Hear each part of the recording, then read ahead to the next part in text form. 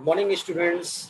आज का अपना टॉपिक है कंसंट्रेशन सेल्स। प्रीवियस लेक्चर में हमने स्टडी किया था आपके इलेक्ट्रोकेमिकल सेल्स और गैस फ्री एनर्जी के बीच में रिलेशन वाले फॉर्मूले स्टडी किए थे, कॉन्सेप्ट स्टडी किए थे और क्वेश्चंस भी सॉल्व किए थे। आज हम स्टडी करने जा रहे हैं आपके कंसंट्रेशन सेल्स। ठीक है, कंसंट्रेशन सेल्स होता क्या बच्चों, ठीक है ना, वो हम यहाँ पर स्टडी करेंगे। तो देखिए, when two similar electrodes with different concentration of electrolytic solution are called concentrated, are connected, then cell is called concentration cells. तो concentration cell क्या होता है बच्चों? ऐसे यानी कि दो हाफ सेल्स जिसको मिलाने पर एक कंप्लीट सेल्स बनता है। तो उन हाफ सेल्स की में प्रेजेंट जो इलेक्ट्रोड्स होते हैं वो तो सिमिलर्स होते हैं, ठीक है, यानी कि सिमिलर मेटल के बने हुए होते हैं इलेक्ट्रोड। लेकिन उन हाफ सेल्स में प्रेजेंट जो इलेक्ट्रोलाइटिक सॉल्यूशन है उनकी कंसंट्रेशन क्या होती है, डिफरेंट होती है। जैसे सॉल्यूशन को हम क्या बोलते हैं, कंसंट्रेशन सेल। तो यहाँ पर आपकी डिवाइस बताई गई है बच्चों। इस डिवाइस में देखिए आप, जो इलेक्ट्रोड्स बने हुए हैं आपके, ये जो इलेक्ट्रोड्स हैं देखिए आप, ये यहाँ पर भी कॉपर इलेक्ट्रोड है और दूसरा ये भी कॉपर इलेक्ट्रोड है। तो इलेक्ट्रोड तो सेम है, सिमिलर है, बट इसमें प्रेजेंट जो इलेक्ट्रोलाइटिक सॉल्यूशन है कॉपर सल्फेट, ठीक है, लेफ्ट हैंड साइड वाले हाफ सेल में जो कॉपर सल्फेट इलेक्ट्रोलाइट सॉल्यूशन है उसकी कंसंट्रेशन C1 है और राइट हैंड साइड वाले हाफ सेल के इलेक्ट्रोलाइटिक सॉल्यूशन की कंसंट्रेशन C2 है। ठीक है, तो कंसंट्रेशन डिफरेंट है बच्चों यहाँ पर, यानी कि इलेक्ट्रोड सिमिलर हो और कंसंट्रेशन डिफरेंट हो, ठीक है ना। तो हाफ सेल्स की, तो ऐसी सेल्स को हम कंसंट्रेशन सेल्स बोलते हैं। तो बच्चों यहाँ पर एनोड पर क्या होता है, एनोड पे क्या होगा बच्चों, copper metal converting to Cu+2 ions, यानी कि दो इलेक्ट्रॉन रेज कर रहा है, ठीक है। तो उस ड्यूरेशन में जो उनका स्टैंडर्ड इलेक्ट्रिक पोटेंशियल होगा एनोड पर, ठीक है, वो क्या है, +x है, मान लीजिए +x है, ठीक है। लेकिन जब कैथोड पे क्या हो रहा है, Cu+2 आयंस है, वो दो इलेक्ट्रॉन को रिसीव करके कॉपर मेटल में कन्वर्ट हो रहे हैं। तब आपके उनका जो रिडक्शन पोटेंशियल वैल्यूज है, ठीक है, वो क्या होगी बच्चों, -x होगी। सिर्फ साइन के कन्वर्जन का ही इफेक्ट आएगा, बाकी की आपकी क्या है, मैग्नीट्यूड है वो सेम रहेगा दोनों केस में।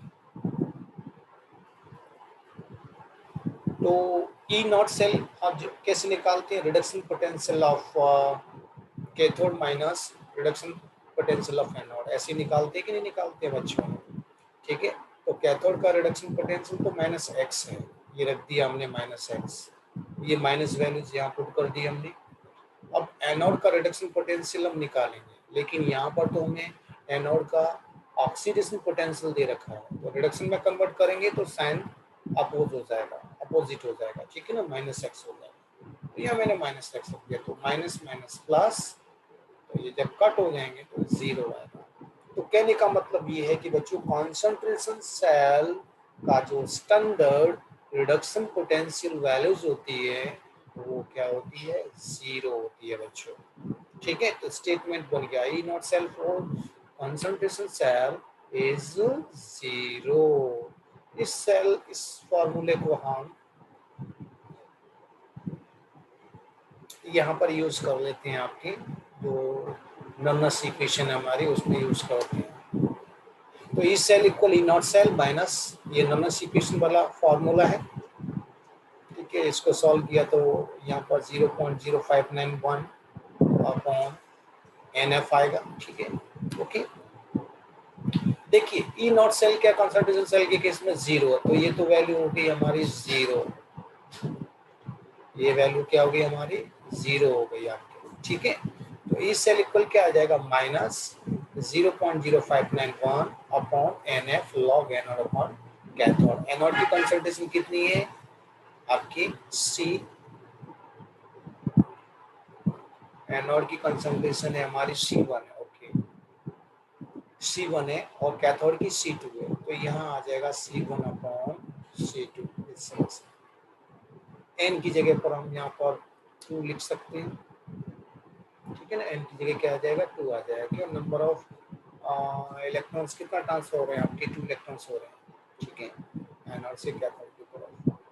ओके, तो ये फॉर्मूला हमारा बन गया, ई सेल इक्वल माइनस ये वाला। ओके ओके, इसको प्लस में कन्वर्ट करना है तो ये कॉन्सेंट्रेशन आपकी क्या हो जाएंगी, एक दूसरे के अपोज में हो जाएंगे, नीचे ऊपर नीचे हो जाएंगे, C1 नीचे आ जाएगा, C2 ऊपर चला जाएगा।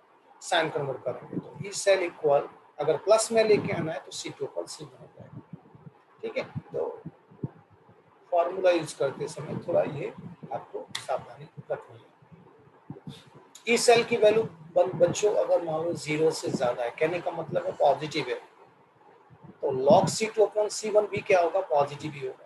log C2 अपॉन C1 भी पॉजिटिव होगा क्योंकि प्लस का साइन है बच्चों यहाँ पर, इसलिए तो ये भी पॉजिटिव ही होगा, 0 से ज्यादा ही होगा। तो C2 अपॉन C1 क्या होगा, वो 1 से ज्यादा होगा क्योंकि log के फॉर्म में, ठीक है ना। तो C2 अपॉन C1 1 से ज्यादा होगा, तो यानी कि कहने का मतलब ये है कि C2 is greater than C1, ठीक है ना। तो कहने का मतलब ये है कि अगर ई सेल की वैल्यू पॉजिटिव में आती है, 0 से ज्यादा होती है, तो ऑलवेज C2 की जो कंसंट्रेशन है वो ज्यादा होगी C1 से। कहने का मतलब ये है कि कैथोड की कंसंट्रेशन है वो एनोड से ज्यादा होगी, तभी है। जैसे इसका अपोजिट कर सकते हो, इस सेल की वैल्यू अगर 0 से कम आती है तो इसका अपोज कर सकते हो, तो C1 ज्यादा हो जाएगा C2 से, ठीक है ना, ऐसा हो जाएगा, ठीक है। तो ये चीजें हैं।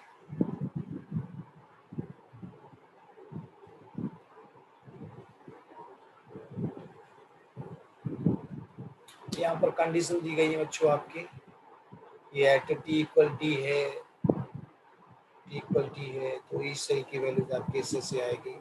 इफ ई सेल 0 है तो ये 0 रख दीजिए यहाँ पर, ये वैल्यू भी पूरी 0 हो जाएगी। तो log C2 minus x upon C1 plus x भी क्या हो जाएगा, 0 हो जाएगा इक्वल में, ठीक है। log हटाएंगे तो 1 आ जाएगा, ये इससे ये चीज आ जाएगा। एक्स इक्वल क्या होगा, इससे सब निकाल सकते हैं। तो ये बात हुई आपकी कंसंट्रेशन सेल के बारे में।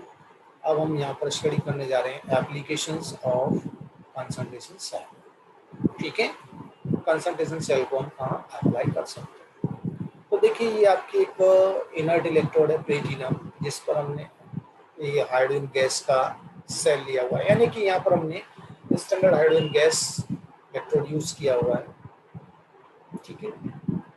तो ये उसकी सेल रिप्रेजेंटेशन फार्मूला दे रखा है। H2 जो गैस है उसका प्रेशर P1 है और H प्लस आयन है उसका कंसंट्रेशन C1 है। यहाँ ये C2 है और ये P2 है। तो बच्चों ये कंसंट्रेशन सेल की तरह वर्क कर रहा है कि नहीं कर रहा है, क्योंकि कंसंट्रेशन देखो डिफरेंट है और इलेक्ट्रोड सेम है, Pt प्लेटिनम। एनोड यानी कि लेफ्ट हैंड साइड वाली जो इक्वेशन होती है, सेल रिप्रेजेंटेशन होता है, वो एनोड को शो करता है और राइट हैंड साइड वाला आपका कैथोड को शो करता है, ठीक है ना। तो एनोड पे क्या होगा बच्चों, आपकी H2 यानी कि H2 converted to 2H plus यानी कि P1 और ये C1, ओके। 2 इलेक्ट्रॉन्स रिलीज हो जाएंगे और इसके लिए जो रिडक्शन पोटेंशियल वैल्यूज है वो 0 होगी स्टैंडर्ड में। इसी तरह से आपके कैथोड पर क्या होगा, देखिए ये तो एनोड का हो गया। कैथोड पे, कैथोड पे 2H प्लस आयन तो C2 electron converted to H2, तो यहाँ कॉन्सेंट्रेशन कितनी है, C2 है और ये है आपके P2, ठीक है। तो ये भी 0 होगा आपको, ओके। ऑक्सीडेशन पोटेंशियल हो या स्टैंडर्ड रिडक्शन पोटेंशियल हो, 0 ही रहेगा। अब फार्मूला ननश इक्वेशन हमारी क्या होती है बच्चों, E cell equal E not cell minus 0.0591/2 log, ठीक है। मैंने यहाँ पर एन एफ और वो फैराडे का यहाँ पर डिवीजन लगा दिया है, तो हमारी ये वैल्यूज आ गई है।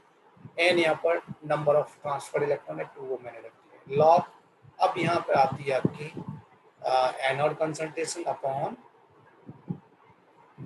कैथोड कंसंट्रेशन, ठीक है ना, यानी कि प्रोडक्ट अपॉन और रिएक्टिंग कंसंट्रेशन आती है कि नहीं आती है बच्चों, ठीक है।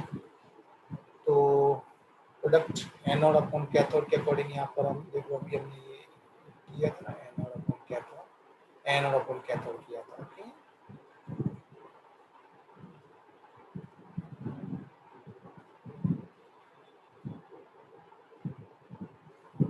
तो एनोड अपॉन कैथोड हम यहाँ पर कर देते हैं। तो एनोड हमारा ये रहा, ठीक है ना। तो C1 का स्क्वायर हो जाएगा क्योंकि कोफिशिएंट 2 है, अपॉन P1 हो गया। कैथोड कंसंट्रेशन C2 नीचे, इसका स्क्वायर हो जाएगा और P2 हो जाएगा, ठीक है ना। ऐसे से हम इस चीज को कर देंगे। ओके ओके, या फिर ऐसा मान लीजिए, देखो ये वाला हिस्सा है ना पूरा, ये क्या है, पूरा प्रोडक्ट है कि नहीं, ये प्रोडक्ट है। तो C1 का square multiply P2, okay, upon ये वाला हिस्सा क्या है, रिएक्टेंट कंसंट्रेशन में आ जाएगा। तो ये C2 का स्क्वायर हो जाएगा और ये P1। तो एनोड अपॉन प्रोडक्ट कंसंट्रेशन, ऐसे भी कर सकते हैं, ठीक है ना। एनोड अपॉन कैथोड की जगह हम product concentration upon reactant concentration लिख सकते हैं, या नेट रिएक्शंस। तो ये आ गया। ओके, अब आपको पता है कि ई नॉट सेल है, हाइड्रोजन इलेक्ट्रोड के लिए क्या होता है, जीरो होता है। तो ये जीरो हो गया बच्चों आपके, ठीक है। हाइड्रोजन इलेक्ट्रोड के लिए क्या हो गया, जीरो हो गया। तो ये तो जीरो हो गया बच्चों आपके। क्यों जीरो हुआ, क्योंकि इलेक्ट्रोड सेम ही है ना आपकी, ठीक है। कंसंट्रेशन तो डिफरेंट है, और कंसंट्रेशन सेल के केस में तो ई नॉट सेल जीरो होता है वैसे भी। तो ये पूरी वैल्यू जीरो हो गई आपकी, ये जीरो। तो ई सेल इक्वल क्या हो गया, माइनस, ये पूरी वैल्यूज आ जाएगी ई सेल इक्वल ये, ठीक है। इस साइन को प्लस करना है मुझे, तो ये P1 और C2 ऊपर चले जाएंगे और C1 और P2 अपना नीचे आ जाएगा। इससे ये फॉर्मूला बन गया पॉजिटिव के फॉर्म में, ठीक है। अब इस फॉर्मूले को हम डिफरेंट शेप दे सकते हैं। अगर हमने मान लिया कि जो प्रेशर है वो दोनों इक्वल, P1 और P2 प्रेशर है वो इक्वल है, तो यहाँ प्रेशर जो टर्म्स है वो हट जाएंगे। तो C1 square upon C2 square formula आ जाएगा, मतलब C2 अपॉन C1 स्क्वायर आ जाएगा। तो अगर कॉन्संट्रेशन सेम कर दिया तो P1 अपॉन P2, तो ये फॉर्मूले की शेप आप ले सकते हैं कंडीशंस प्रोवाइड करके इसमें, ठीक है बच्चों। तो इससे से हमारे यहाँ पर होता है ये कंसंट्रेशन सेल। ओके, ये कंसंट्रेशन सेल के बारे में कुछ नहीं है बच्चों, टॉपिक्स में सिर्फ थोड़ा आपको कंडीशंस याद रखनी है, उनके फॉर्मूले तो एक से करके डिराइव होते जाते हैं। नेक्स्ट लेक्चर में हम इलेक्ट्रोलाइसिस और इलेक्ट्रोलाइटिक सेल्स के बारे में स्टडी करेंगे बच्चों। बहुत इंपॉर्टेंट टॉपिक है ये भी, इसमें क्या है एमसीक्यू के क्वेश्चंस बनते हैं बच्चों आपके इसमें। ओके, तो नेक्स्ट टॉपिक में हम ये स्टडी करेंगे। ओके, चलो मिलते हैं बच्चों नेक्स्ट लेक्चर में। Thank you very much.